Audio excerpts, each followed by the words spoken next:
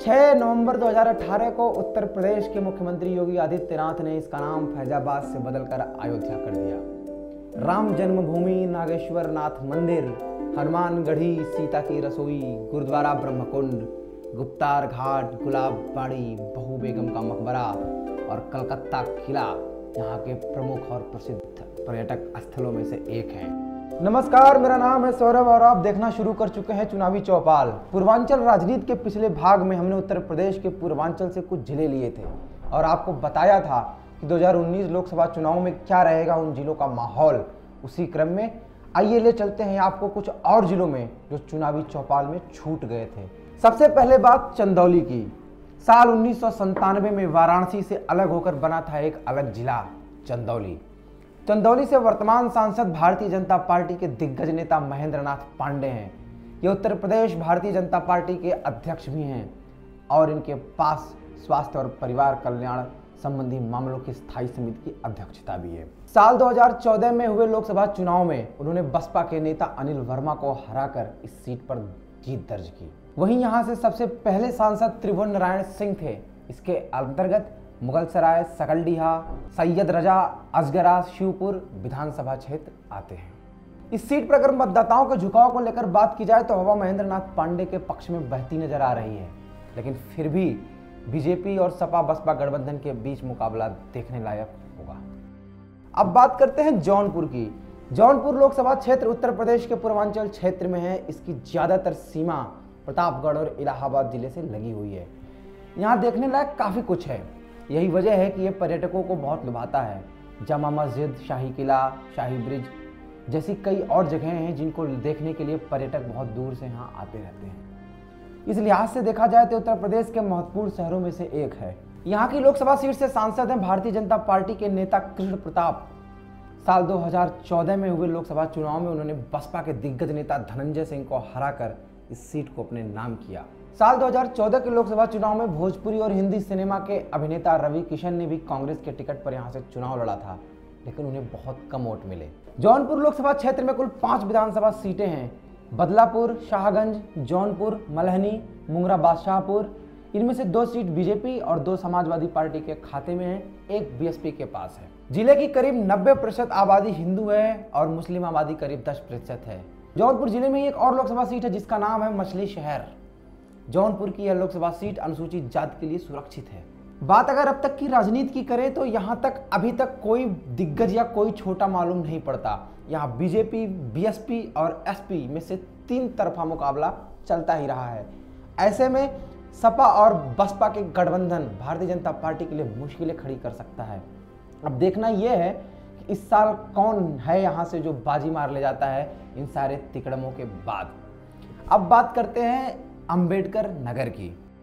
Doctor Ram Manohar Lohia की जन्मभूमि वाली इस लोकसभा सीट के इतिहास पर नजर डाली जाए तो पता चलता है इसका इतिहास बहुत पुराना नहीं है।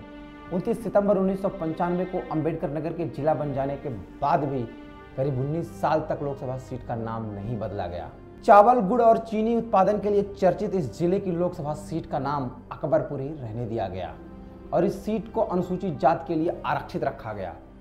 19 साल बाद 2009 में इसका नाम बदलकर जनपद के नाम पर अंबेडकर नगर रखा गया और लोकसभा सीट को सामान्य किया गया। इस लोकसभा सीट के अंतर्गत कुल 5 विधानसभा सीटें आती हैं जिनके नाम है अकबरपुर, जलालपुर, कटहरी, टांडा और गोसाईगंज। इस सीट की एक और खासियत यह भी है कि बसपा की सुप्रीमो मायावती खुद इस सीट से 3 बार सांसद रह चुकी हैं। इस क्षेत्र की जनता ने मायावती को 3 बार यहां से अपना सांसद चुना, लेकिन उन्होंने 3 बार सांसद पद से इस्तीफा दे दिया। इस लोकसभा क्षेत्र के बारे में जानकारी इकट्ठा करने के दौरान एक जो सबसे मजेदार बात हमें पता चली वो ये थी कि साल 1991 में इस सीट पर हार जीत का फैसला सिर्फ 127 वोटों के अंतर से हुआ था।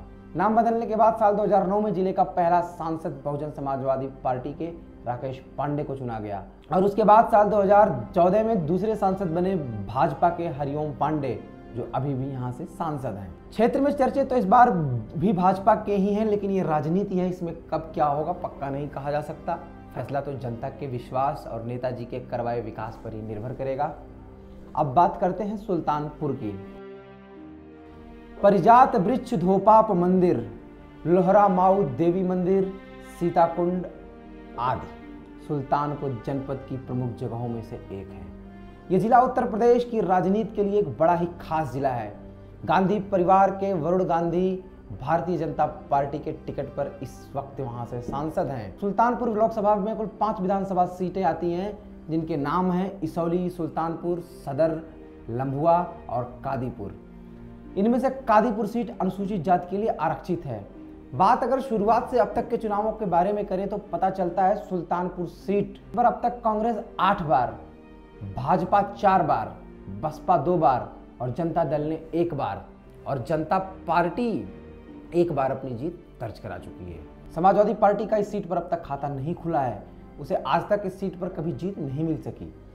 सुल्तानपुर लोकसभा सीट हमेशा वीवीआईपी नेताओं का चुनावी क्षेत्र रहा है।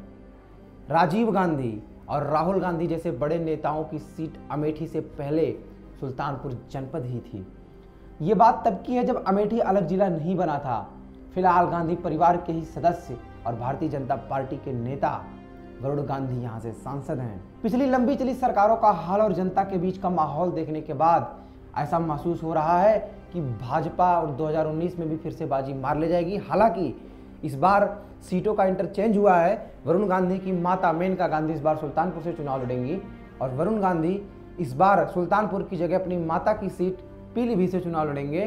तो देखने वाली बात होगी कि सीटों के इंटरचेंज में क्या फ़ायदा मिलता है। क्या मेनका गांधी वापस से सुल्तानपुर सीट को जीत पाएंगी। तो चुनाव है, इसमें कुछ भी कहना अतिशयोक्ति होगा। इंतजार करिए नतीजों का। फिलहाल सुल्तानपुर की जो सीट रही है वो गांधी परिवार के किसी भी सदस्य के लिए काफ़ी मजबूत रही है। ऐसे में मेनका गांधी का यहाँ से सीट निकाल ले जाना काफ़ी आसान लगता है। अब बात करते हैं गाजीपुर की। विश्वनाथ प्रसाद गहमरी की कर्मभूमि गाजीपुर सीट उत्तर प्रदेश के पूर्वांचल में वाराणसी के बाद दूसरी घमासान वाली सीट बन गई है। जहां एक तरफ वाराणसी से पीएम मोदी मैदान में उतरे हैं, वहीं दूसरी तरफ गाजीपुर में उतरे हैं केंद्र सरकार के मंत्री मनोज सिन्हा। साल 2014 में गाजीपुर सीट के चुनाव परिणाम ने बहुत से चुनावी पंडितों को झटका दिया था। दरअसल इस सीट से भारतीय जनता पार्टी ने मनोज सिन्हा को टिकट दिया था और कोई यह दांव लगाने को तैयार नहीं था मनोज सिन्हा को इस सीट से जीत मिलेगी। असल में मनोज सिन्हा बलिया से लड़ना चाहते थे, लेकिन उनको भारतीय जनता पार्टी ने गाजीपुर से लड़ाया और ये किसी को उम्मीद नहीं थी कि मनोज सिन्हा ये सीट यहाँ से निकालेंगे। चुनाव का नतीजा आया तो मोदी लहर ने समाजवादी पार्टी और बहुजन समाज पार्टी और कांग्रेस समेत दूसरे सभी दलों के उम्मीदवारों के पांव हिला दिए। मनोज सिन्हा सांसद बने और उनको रेल राज्य मंत्री और संचार राज्य मंत्री का दर्जा दिया गया और अभी वो केंद्र में मंत्री हैं।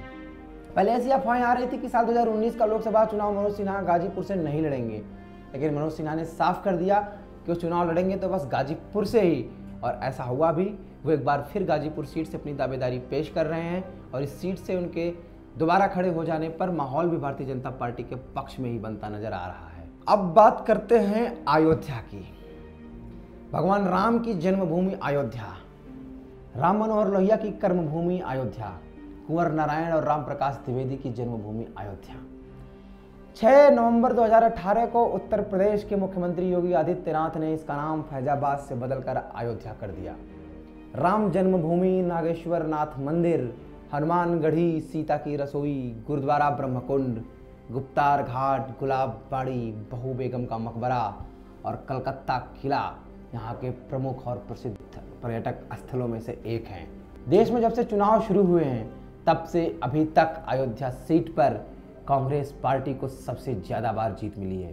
कांग्रेस ने इस सीट पर 7 बार अपना परचम लहराया और भाजपा ने 4 बार। साल 2009 में इस सीट पर कांग्रेस का ही कब्जा था और डॉक्टर निर्मल खत्री इस सीट से सांसद थे। इसके बाद 2014 में फिर से भारतीय जनता पार्टी को यहां से जीत मिली और यहां से मौजूदा सांसद बने लल्लू सिंह।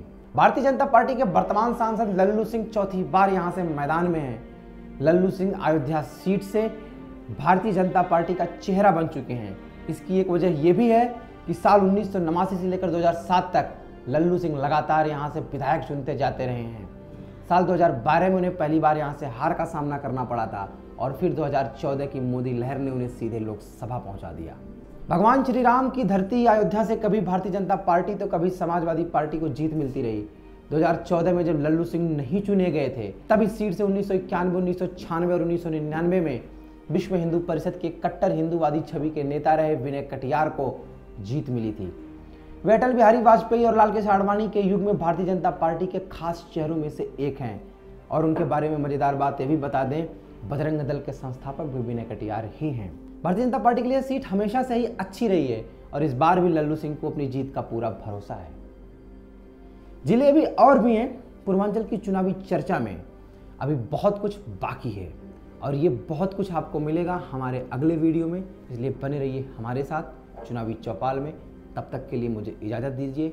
नमस्कार।